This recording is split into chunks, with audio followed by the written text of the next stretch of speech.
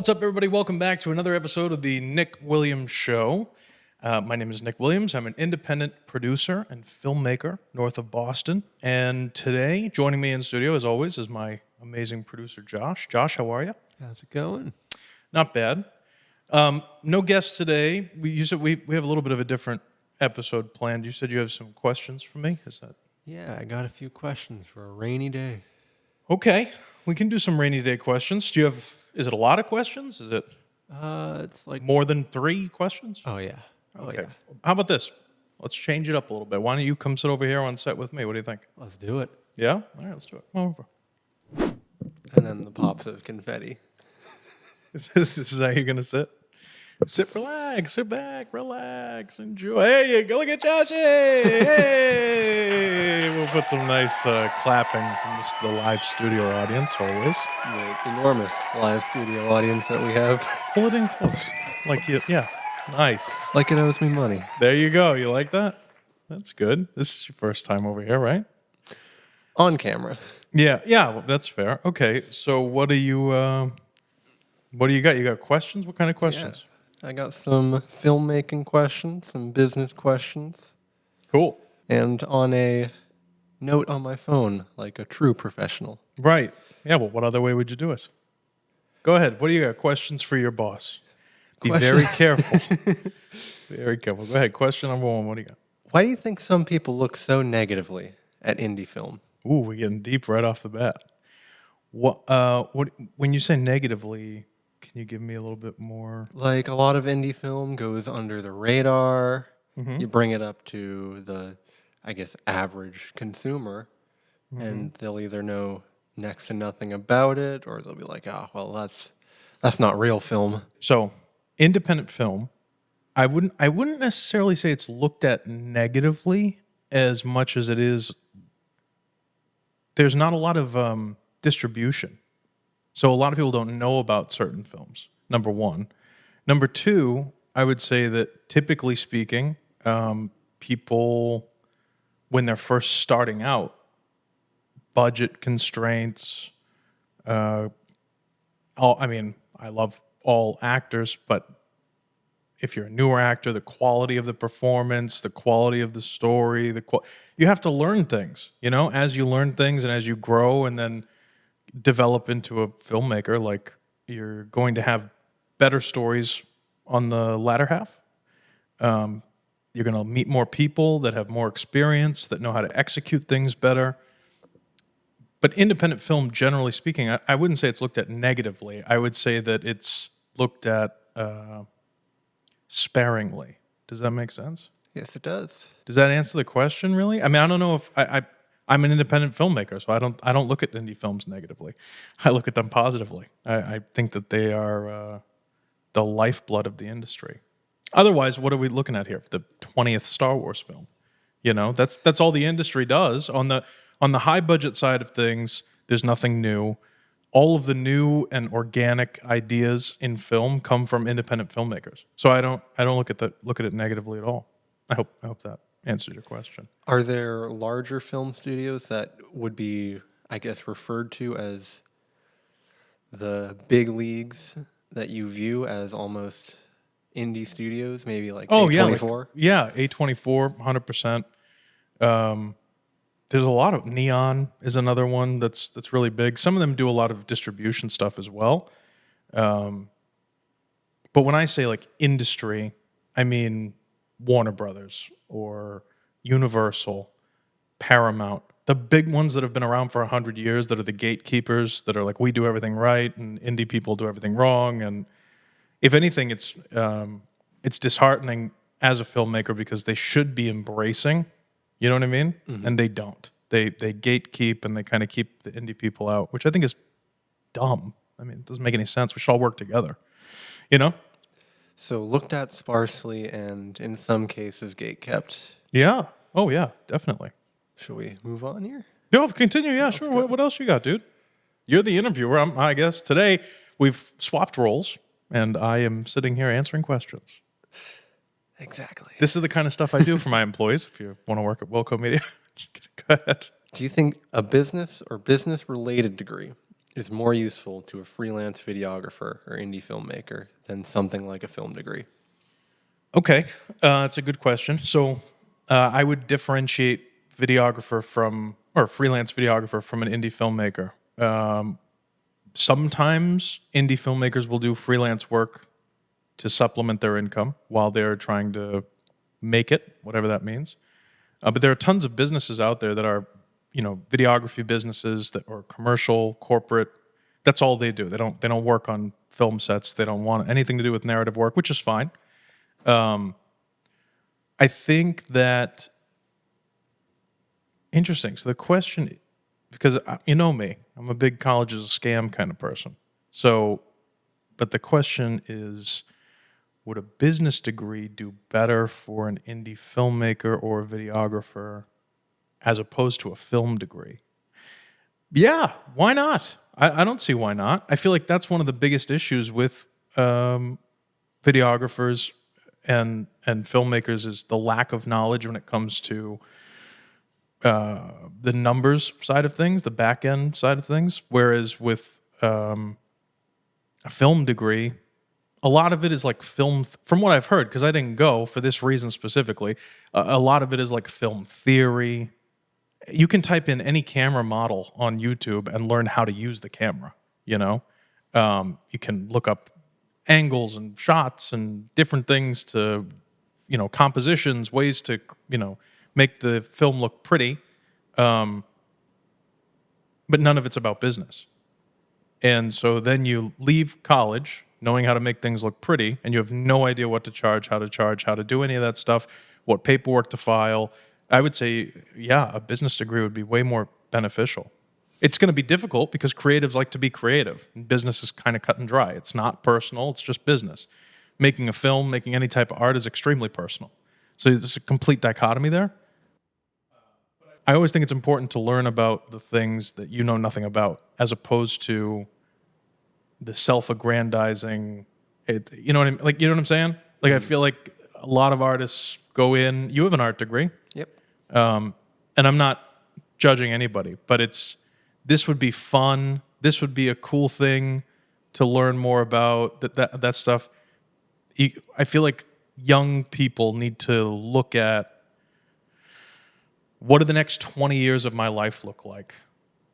Not in the next 100, the next 20. What do the next 20 years of my life look like? And what parts of my life do I need to improve the most? What do I know the least about?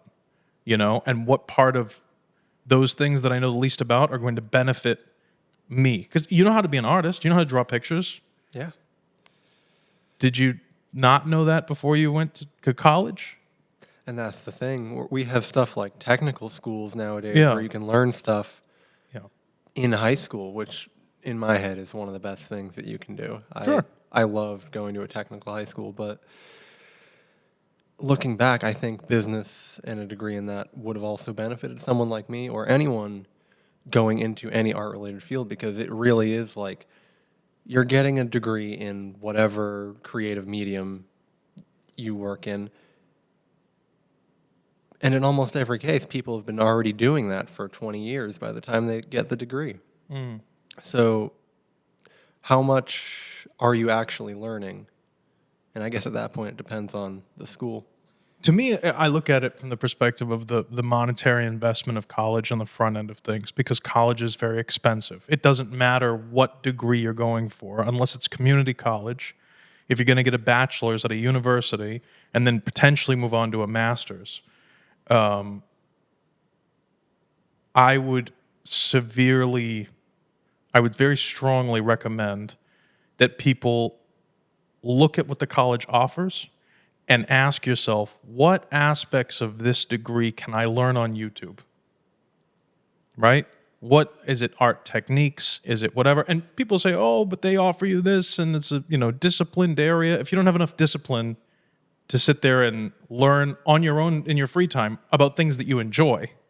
Because for me, that's the way I learn. I need the discipline and I need the setting for the stuff I don't enjoy. Otherwise, I'll just never look it up, So the stuff that I enjoy, I'm doing that anyway. The stuff that I don't enjoy, that's where you need the little bit of discipline and you got to really sit there and learn some stuff. And I think that has part of that has to do with being an adult. You know, like you got to grow up a little bit and realize that not every aspect of life is the most fun in the whole world. It's like if you eat your veggies, you get the dessert. In our cases, the dessert is doing the artwork. Eating the veggies is learning how to market it, grow a business, pay your taxes, all of those things. Those things are very important because the art will always be there. And the person who knows how to do those business things on the front end will always, it doesn't matter about your talent level. Because if you don't know how to market your work, if you don't know how to sell your work, if you don't know how to pay your taxes and invest your money the right way and grow a business around the thing that you're good at doing, it won't matter. Because the person who does know how to do that will always succeed over you. Does that make sense? Yeah. Will the feature film always be the gold standard, or will other formats, shorts, etc., rise up? I fucking hope not. I don't like watching shorts or tall videos. The endless scrolling. I saw a statistic online recently that said that the average person every day scrolls the equivalent of like the height of Mount Everest or something. And that was very disheartening, actually. You just brought up an interesting point. I was referring to shorts as in like a short film, but with something like Google Veo, an 8-second video. So short films, primarily speaking, are good. They range from a minute to, in some cases, using the rules of certain festivals, they can range up to 50 minutes, which is fine. I would say the shorter the film, the less programmable it is in a real world setting.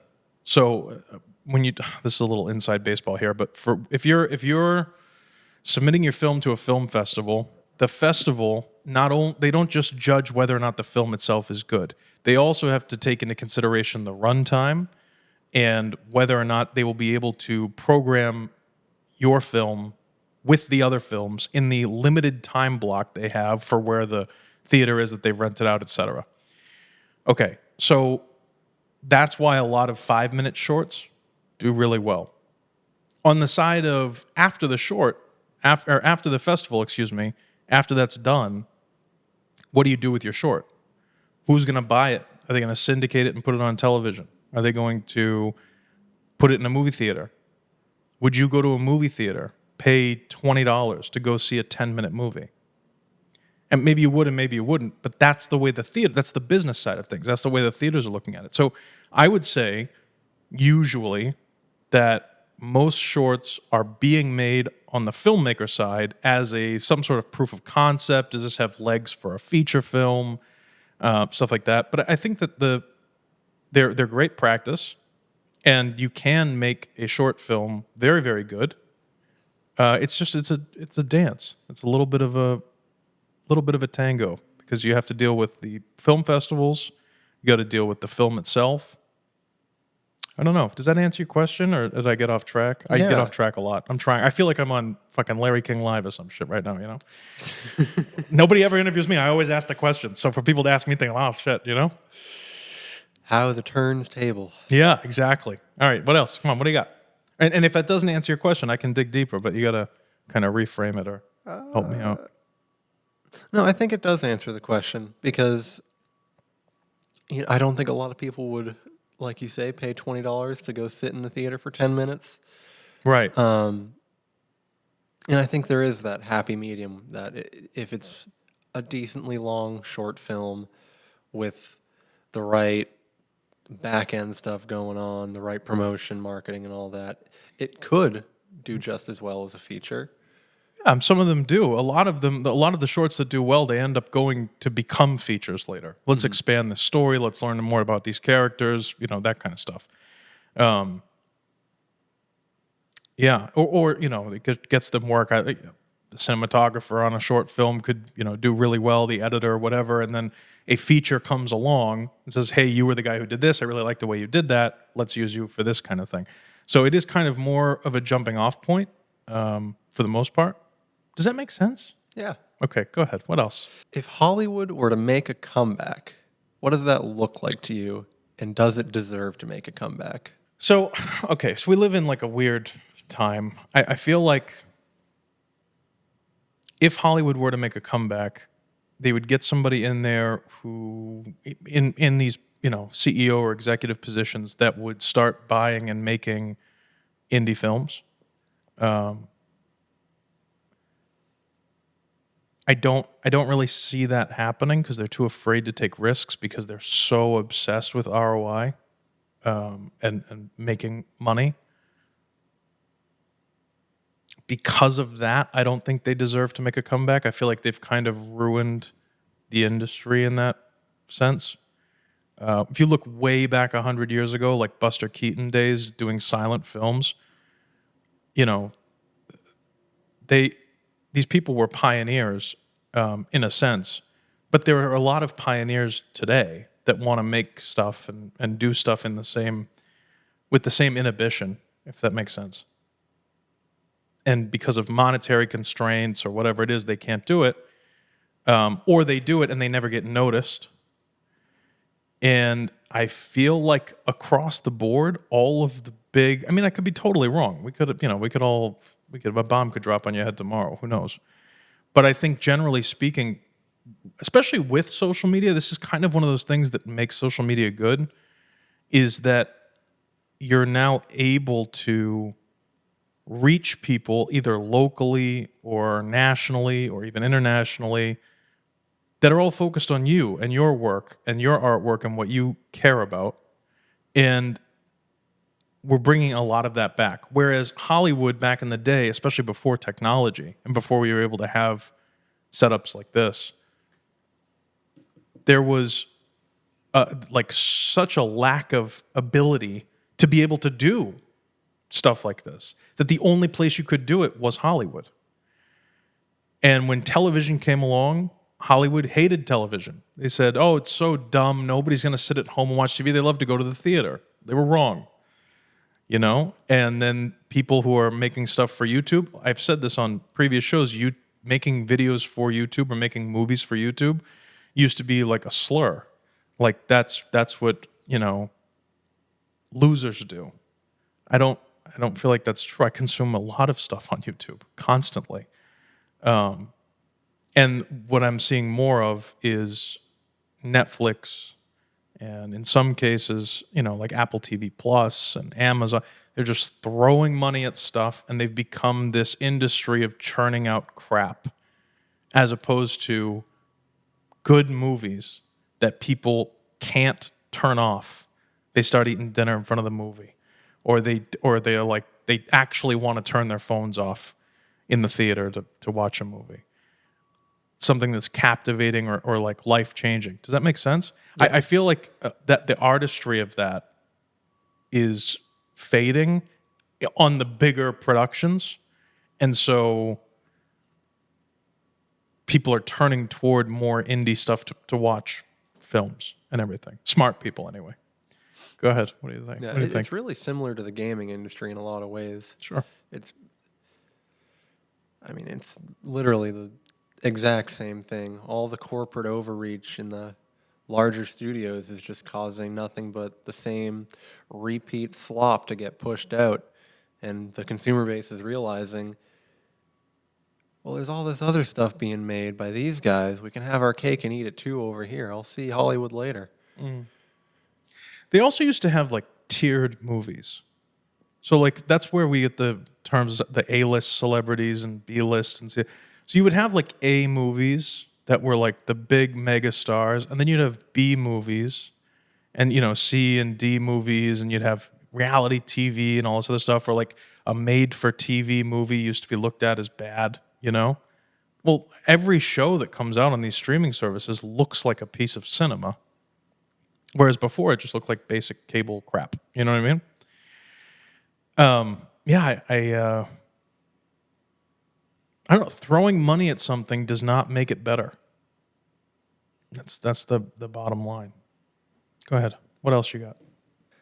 We can probably piggyback off of this one a little bit because you were saying about how people in the indie space, they're there for your art. It's more of a community. So what about Boston do you like as an indie filmmaker? The characters. the ease of well, okay, so I'm sure if I was like from Colorado or something, I would like the people in Colorado. And not that I don't like them. I'm just saying I don't know anything about them. And Boston has a very distinct culture that I understand. So a lot of people think that we're always angry and yelling, and I don't know. Maybe we just have a higher volume than other people sometimes, or but there's a lot of quick wit. I enjoy the sense of humor. I think it's a beautiful area. It's the state where the country got started, which is cool. But generally speaking, and then there's great tax incentives and everything on the business side of things for doing movies in Boston, or movies in Massachusetts in general. But seriously, I think that I feel that this is my home, and I feel like there are a lot of great characters here. And I mean, quite frankly, a lot of people from here end up moving away to make movies in other places like LA. And now we're seeing a little bit less of that, which is nice. And the scene is kind of growing out here. But still, you know what it is? I'm really big on working within the realm of things that I know. So personally, I might someday, but I'm not going to make the projection that I'm going to start making movies about fucking, I don't know, ice skating or some shit. Like I don't know anything. You know what I mean? Like I don't know anything about that, or Canadian hockey or something. Like I don't know anything about those. What do I know? I know these people. I know this community. I know that kind of, like, these are the people that I like to, the sense of humor is there, and I get it, and they're easy to work with, and they work really hard. I mean, the Boston film community are some of the hardest working people I've ever met in my entire life. And some of them bitch and moan throughout the process of making the movie, but they're still doing it and they get it done. And I feel like in other areas of the country, not that they're bad, it's just different. And it's not how I work. I would rather be, personally, I would rather be a mid-level filmmaker that consistently makes movies and supports himself in Boston than some douchebag out in LA who makes millions of dollars a year pumping out Avengers and Star Wars and ruining IPs. I mean, that's not the reputation that anybody wants. I'm an artist and I'm a businessman. And those are things that are important to me, and culturally I deal well with people on the East Coast. We're going to continue to piggyback. Please. I'm in no rush. Because on the topic of Bostonians being hard workers, how do you keep people on task on a set? You want to dig a little deeper on that? What do you mean? Regarding who, what, when, at what point? I remember you talking, I forget with who, Yeah, it's okay. We don't have to name names. an episode of the Nick Williams show, about, being on set, you're there to make the movie. And when you get it done, that's when you can have a little bit of fun. Well, if you're okay, hold on. Making the movie is fun. Yeah. Goofing off and spending money you don't have and dicking around on set may seem fun in the moment for the people dicking around, but for the person who's writing the checks, it's not fun. And if you make a really good movie, it's guaranteed that everyone involved will have a lot of fun. I think it's difficult because it's an art form. You have a lot of creative minds. You have a lot of ADHD, ADD, whatever the hell they call it these days, involved. And I think, especially on an indie level, in some respects, not all respects, but like if you were to go work at a bank and you go into the bank and you fill out an application and you get your job and they say you're going to be a bank teller and you show up at 8:45 and you work from 9 to 5 and you get a lunch break and then you go home. And I feel like it's a job. A film set is the same thing in my mind. It is a job. You are there to do work. If you're an actor, you're not there to go hang out with the lighting people. You're there to act. You say your lines, you go home. If you're a director, you're there to direct the scene, cinematographer with the camera, et cetera, et cetera, et cetera. But it's a job. And so I feel like a lot of people in the beginning of their film career because they don't have a lot of money, because they're working with their friends, because they're working with people that are doing favors for them, are very lax on some of those things. Not that they don't work hard, but they don't take it seriously like it's a job. And then they also expect to get a paycheck. They also expect to get the check for the work that they did. And so I feel like there's a little bit of a mindset shift where you really do have to treat it like you're going to work at Market Basket, or you're going to work at a restaurant, or you're going to work at a bank, or you're going to work anywhere else. When you're on set, you're there to work. You're not there to goof off. At lunch, goof off. It's lunch. What the fuck? At the end of the day, you go home, you want to go out and get drinks, whatever. Do it. That's fine. While you're working, you're there to work. And if everybody pulls the rope in the same direction, we're going to make a dope movie. That's all it is. Does that make sense, kind of? Yes. Go ahead. What was the question again? What was that? How do you keep people on task on a film set? That general. Right. So keeping people on task is I've made a lot of mistakes. And I've worked with people that goof around. I've worked with people who are very militant, and you kind of curate your crew. I'm blessed enough that I'm now in a position where when I pick up the phone and I call people to work with me, they know exactly what they're getting from me. They know they're going to get paid. They know it's going to be on time. They know there's no bullshit. They know that they're going to come in. We're going to work. Everything's going to be great. And at the end of a set, at the end of a shoot, when we wrap, we're going to have a dope wrap party. And I'm going to be like crying and saying thank you to everybody a million times. That's how I am.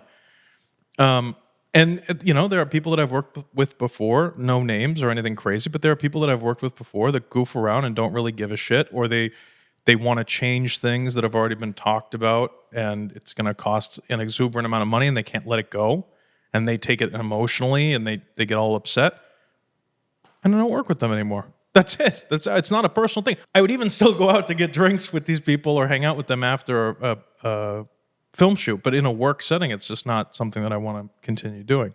It's not, on set is not personal. It's strictly business. Offset, creative, fun, whatever, Kind of continuing on, you say everyone should be pulling the rope in the same direction. Sure. To what extent are workers there just to do their job and to get paid? And how important is it, do you think, for them to understand the one vision behind making a movie or whatever it is that you're making? I think it depends. So on a department level, I think that department heads need to understand the vision, and not that anyone is less than or more important than anyone else, but you're there to do the job of your boss, whoever that is. So if you're a department head, you have to understand, and what I mean by that is gaffer, cinematographer, director, writer, producer. They all really have to be on the same page. Actors, main actors, not that background actors are less, but it's like you gotta understand everything, the vision and the story and all of that stuff. The people, the grips, they need to listen to the gaffer. The ACs are there to listen to the director of photography. The ADs are there to execute the director's vision. It can very easily, especially in a creative environment, it can very easily become a too many cooks in the kitchen kind of situation. So I don't necessarily need every production assistant to read the script and be in love with the vision. I need them to do their job. That's what it is. So, but I would say on a department head level, that's very extremely important. It's kind of weird to transition the questions. No, flip it. I don't care what you ask me about, dude. Anything. What is it about older movies and older media in general that people are loving right now? I feel like it's either less or different propaganda. That's the answer. I think that nowadays everything is hyper politicized. Everything, like what they did with Snow White and all this other crap. Everything is like how big of a I'm talking about for big movies, right? How big of a budget? It's just kind of dumb. Like if that's the best selling point of a film is it cost $250 million. I mean, who gives a shit? Older movies, are based around story. They're all based around, and I'm talking about like 1940s noir films all the way up to like the 90s and early 2000s of films. It's all like story based. Some of them, don't get me wrong, especially in the marketing of really old movies, it used to be like this star and that kind of stuff. But the movies are still good. And I feel like in the last, I don't know, 5, 6-ish years, maybe even 10 years, it's just the quality of everything is going down because it's all just a repeat of shit that we've seen a million times. And so people are like, well, this all kind of sucks. I'm going to watch stuff that I know that I like, that my parents liked, that my grandparents liked, and all their friends liked over the years. And so, and then they go and watch them and they go, shit, these are really good movies. You have no idea how many times people have come in and talked to me and say, hey, I watched this movie recently. I wish they still made movies like that. Yeah, well, okay. Well, we're filmmakers. Why don't we make movies like that? It's not a matter of like, will the movies that we make be good or whatever else. We like stifle ourselves, and we keep ourselves from making things that we know are good because we're trying to appease the Hollywood giants that are just trying to make money. Like it's just this like not artistic cycle at all, and it's kind of bullshit. Do you think the writers and people behind the films are initially trying to make good stuff, and it's the studios, the executives that project power downwards that leads to stuff? Yeah, being... it's the power of the purse. So anybody that has the money, they'll go, oh yeah, that's really nice. Now here's what you're gonna do, and you can say yes or no. And if you say no, you're fired. That's it. That's it. There's nothing keeping a writer from writing what they want to write off the clock.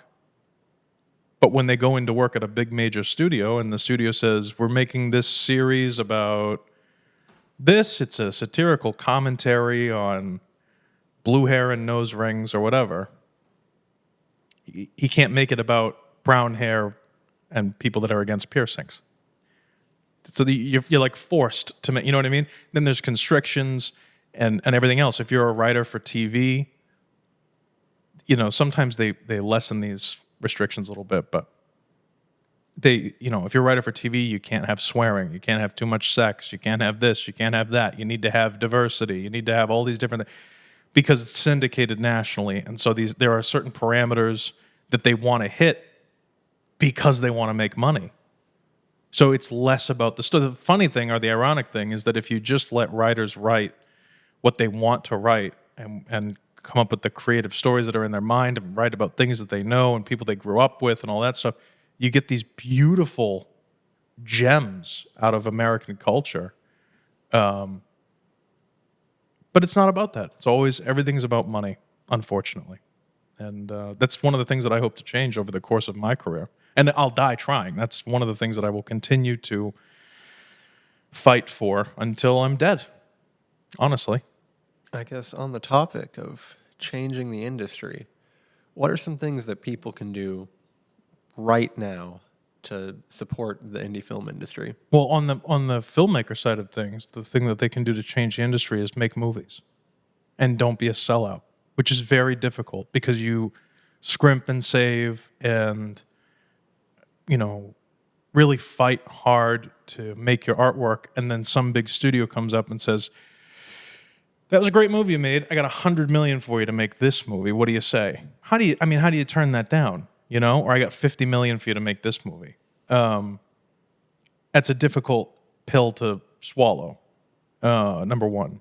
So sticking to your guns, I would say, with filmmakers and continuing to make stuff, make as much as humanly possible. That's definitely one of the ways that I would do it. The other thing is on the side of like theaters. I think that theaters should be way more accessible to indie filmmakers. Like extremely accessible. Like there should be a central hub where if you own a theater, if that's your business, you should be able to be a part of this list, and filmmakers should be able to upload or provide a link to their film, and theaters should be able to click and say, yeah, I want this film, I want this film, I want this film, all across the country. It should be very easy. There can be thousands, hundreds of thousands of films. You know, they can have up votes or down votes or whatever from other theaters and see how well they did. But I absolutely believe that, or it should be direct from festival to theater. You know, if you make it into this festival, the ones that qualify, theaters have access to those specific films, which would narrow down the amount tremendously. Something of that nature. On the consumer side of things, I don't think that it's ever the consumer's fault. Ever. I don't think it's ever the consumer's fault when it comes to what movies they see and how to support the industry. It's not their job. You can't force people to consume your work. You can if there's only your work. People like movies. People like entertainment. When you talk about things like the Great Depression or things like that, the only industries that did well were vaudeville, silent films, movie theaters, entertainment. That was it. Because people needed an escape from the depression. That's why we called it the Depression. It was depressing as fuck. So they needed an escape. And for a nickel or a dime or whatever the price was for a ticket back then, they would go, and for an hour and a half, the fact that they don't have a job and can't eat for the week, they can remove themselves from that. And they can have a moment to just escape into a film. I think that's a beautiful thing.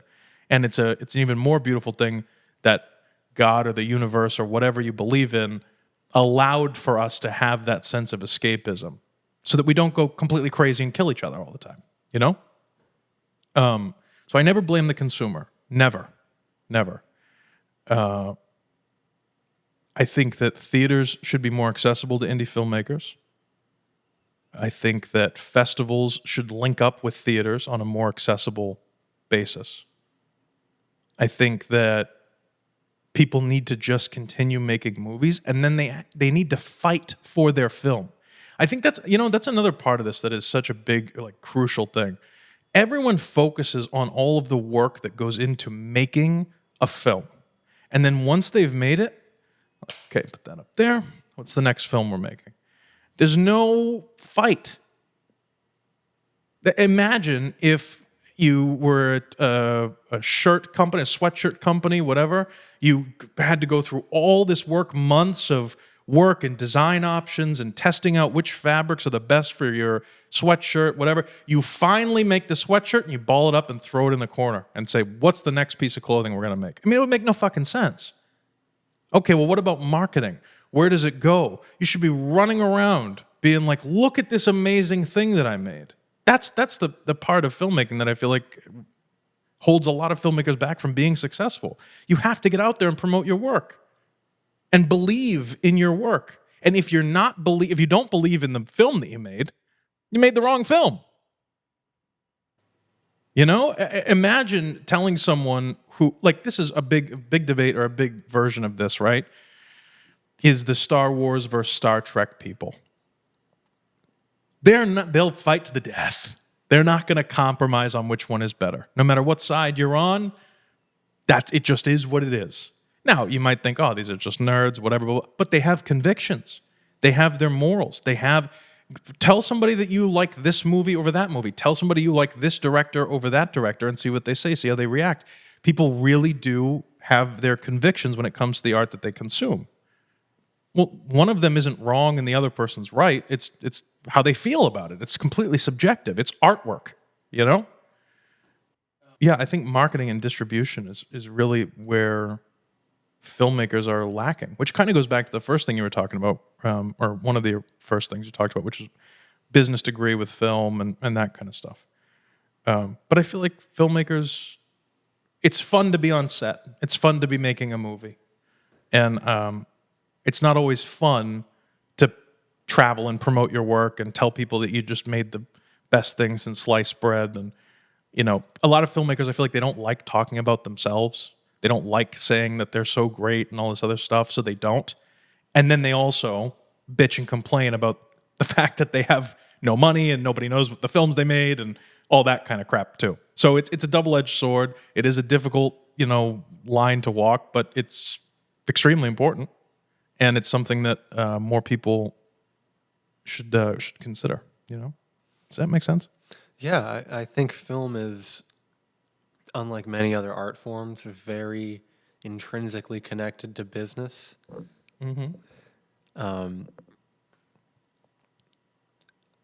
And because of that, people really could benefit, like the first thing we said, from learning more about those areas. And I forget where I was going with that. Well, I think networking also helps. Networking is super important, and people always say networking as like this buzzword. And the problem is that people don't actually care, and they need to care. I care. I follow up with people all the time. I love to call and chit chat just for the sake of calling and chit chatting, and I think that that's super important. You need to have people are tools, and also you are a tool for other people. So like, you really need to. We need to help each other more. You know, there's no reason if someone's your friend, if you're like, oh, this is my friend, not an acquaintance, not some person that worked for you on one film set for a week. If you're like part of this group of filmmakers, you all make films or whatever it is, you should absolutely be promoting each other's work if you believe in it.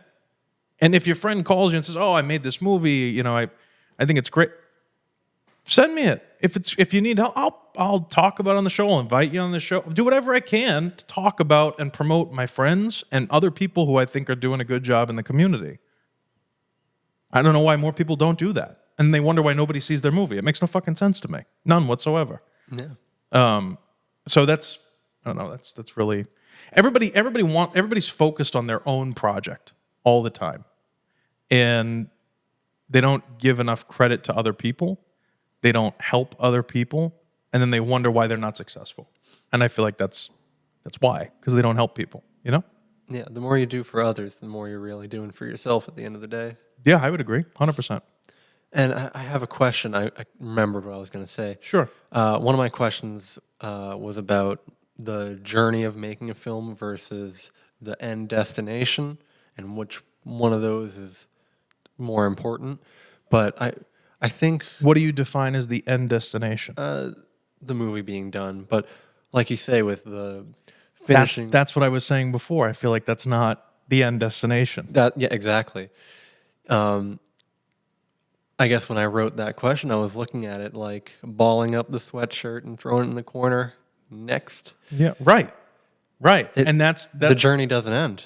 Well, no, it really doesn't end. But the other portion of that is why is that what we think of the film journey ending at?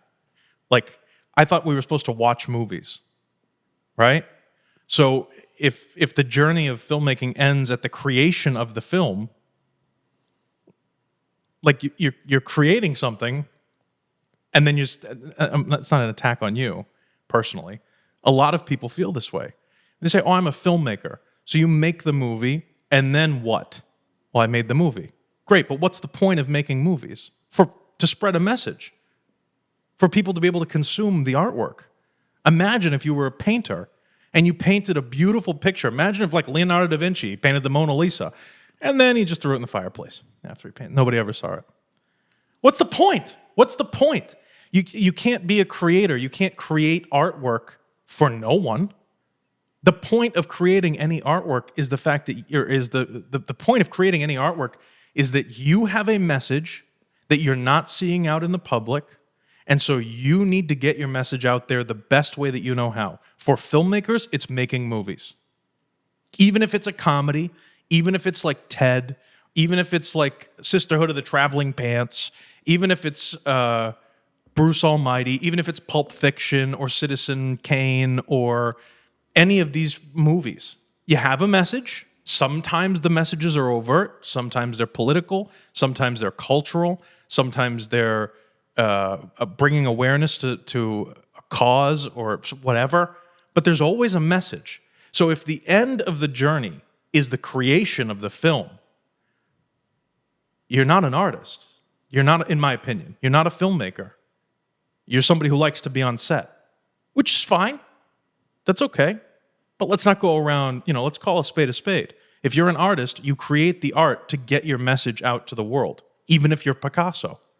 And you paint pictures that look exactly almost photoreal paintings of portraits, whatever. And Picasso goes, this is kind of bullshit. I'm going to put two eyes over here, and I'm going to put the elbow coming off the ear and do that. Why? Because he wanted to be different. He didn't paint those things. They're personal, and he painted them because they're his message, but he didn't paint them for no one to see. The journey of the painting has nothing to do with mixing the colors and putting it on the canvas if no one's going to see it. It's just wasted time, in my opinion. You know? Does it make sense? Yeah. Do you think it's Hollywood that causes, like, gatekeeps all the indie stuff out of the mainstream, loose mainstream? Or do you think it's a lot of the people within the indie community having a bad attitude and thinking like, oh, well, it'll never be as good as XYZ? I think it's a combination of lazy filmmakers in the indie community and squeaky wheel syndrome on the side of Hollywood. So Hollywood's was the standard forever. They also have the most money and the most power when it comes to promotion. So if I have $100,000 to promote a film that I made, Hollywood has $50 million or $150 million to promote the movie they made. So who's going to do better in the long run? In my opinion, though, it doesn't mean that you shouldn't raise money to market your film. I think a lot of filmmakers need to be more local. Everyone's always trying to be world famous or like whatever. Like if I make movies in Massachusetts, if only Massachusetts people saw my films, that's still millions of people in Massachusetts. And it's impossible because people, especially on like the North Shore, they go up to New Hampshire a lot. A lot of people who work in Boston live in Rhode Island. I mean, you're going to hit New England as a filmmaker if you make movies here, you know? And there's no reason not to. But why do you need, it's not that it's bad if people in Idaho watch your movie, but why do you need the markets in Idaho to watch your movie? You know? What they need to do is focus more on local and being real and being a member of the community. Because when stuff spreads, it spreads like wildfire. So it will continue to grow. But if you're a nobody and you start by saying, I want to have this film that's going to take over the whole US, and you have no money to do it, I mean, good luck to you.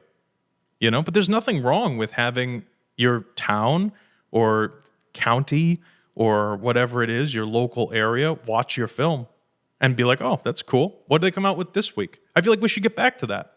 If there's a local theater in your community and you make the movie just to go into that theater, and when you market it, you're putting Facebook posts in your local town group saying, hey, just made a movie. If you guys want to come watch it, you know, cheap tickets, whatever it is. Why don't we get back to that? Every other business in every other community does that. Name a restaurant that's nationally marketed. There isn't one. Little mom and pop, you know, when you're talking about on an indie level, the restaurants that are nationally marketed, they're chains, and they're all shit food, right? McDonald's, TGI Fridays, shit like that. Texas Roadhouse, they're all shit foods. They're good. I mean, I enjoy a steak every now and then. The bread at Texas Roadhouse. Sure, I get that. But they're huge chains. Name a mom and pop restaurant in any state from here to California that nationally sends their commercials out everywhere. It wouldn't even fucking make sense. So why do we try to do stuff like that? You know? Be local. Be local. Get to know who your community is. Make movies for your community. Grow that audience that way. Way more people should be doing that stuff. It's not that I have any sort of negative feelings for communities in Florida, but I don't fucking know anything about communities in Florida. So when I make movies about Boston or make movies about these people that are here, yes, people in Florida are allowed to watch my movies, and I would encourage them to do so. But at the same time, it would mean so much more to me to have someone walk up to me on the street and say, hey, I watched that movie. I like that movie that you did or whatever. What's the next one you got coming out? The only reason that people think about Hollywood as opposed to indie filmmakers is because Hollywood is always right in their face. They make everything. And people try to market to everybody. And if they just honed their resources and marketed locally, make your own little mini Hollywood wherever you live. It'll grow, especially if your stuff's good. And that's such a more sustainable form of virality when you have a smaller but more passionate group of people. You know how people say to like stay out of the comment section and don't worry about what people say about you and stuff like that? I feel like it's easier on the creator to stay out of the comment section when it's not someone they know. Does it make sense? Mm-hmm. I feel like the reason people are afraid to go local, super local with their communities and stuff is because they know the people. And so it hurts more if they make something that people don't like and you see that it's this restaurant owner down the street, you go to the restaurant every week, whatever you do, every week, good for you if you're making that kind of money. But, if you're going to a restaurant and people are in your community are now looking at you and you got to walk past these people, fuck it, who cares? Who cares? And take criticism well. When people say, I like that movie you made, but it didn't really make sense when, this guy was talking to this guy and then all of a sudden then he was dead and I didn't really understand it. Don't take offense to that. You didn't do your job properly. Take that as a note, absorb it, hear the note within the note, take the emotion out of it, and the next script that you write, you do this, and then reach back out to that person and say, hey, I made another movie. Why don't you give this one a shot? What if they like it? Like everybody takes such offense to everything all the time, constantly. People who are taking the time, not a keyboard hero, bot from Russia, whatever, but somebody who is in your local community who tells you, okay, I like this movie, but this part didn't make sense to me. If you take offense to that as a filmmaker and you don't take that note in and go, shit, maybe I didn't do that well, you're a fucking idiot. And you'll never be more successful if you're unwilling to change the way that you tell stories and stuff, because you should be trying actively, consistently to become a better storyteller, in my opinion. I don't know. Go ahead. It's kind of amazing how people can have the same reaction to someone genuinely trying to help versus someone just wanting to swear at them. Yeah. Yeah. Yeah. I agree. No, I welcome criticism. A lot of criticism makes me laugh. I mean, constructive criticism. Because I want to do the best job that I can. When I talk about being the best, or I want to do, I want to be the best version of me that I can possibly be, and I want to build other people up to be the best versions of them that they can possibly be. And yeah, I can be a hard ass sometimes, but I try my best. I don't know. And I think it's important to note, if you're getting constructive criticism, that should show you that people care to begin with. Yeah, if someone's going to take the time to tell you specifically what's wrong with your film, you should fucking listen to them and thank them genuinely, because your auntie or your girlfriend or your boyfriend or your them friend. Great movie, sweetie. It's amazing. You're so good at what you do. What a load of shit. And thank you, but like, what the fuck? What does that even mean?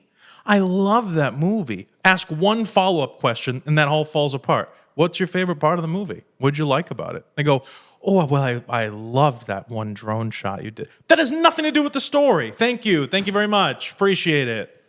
What a load of shit.